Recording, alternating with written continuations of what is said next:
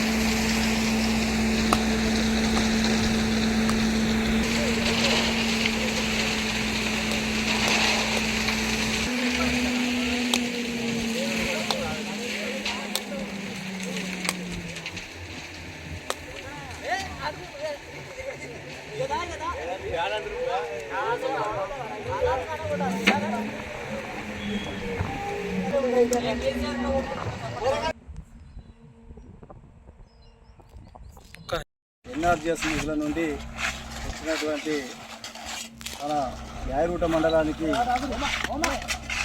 1,80,00,000 fund MLA గారు మండలాన్ని ప్రతిష్టాత్మకంగా తీసుకొని 1,80,00,000 ఫండ్ పెట్టడం జరిగింది.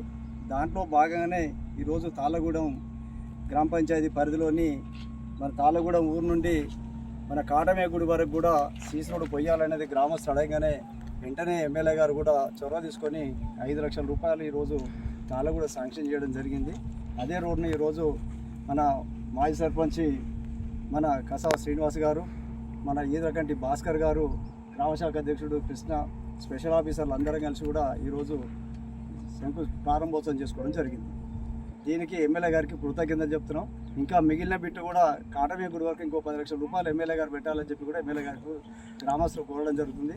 దాన్ని వెంటనే అమలు చేస్తామని చెప్పి కూడా ఎమ్మెల్యే గారి దగ్గర తీసుకెళ్ళి వెంటనే కాటమేగుడి వరకు కూడా సీసీ రోడ్డు వచ్చే ప్రయత్నం చేస్తామని చెప్పి తెలియజేస్తున్నాం.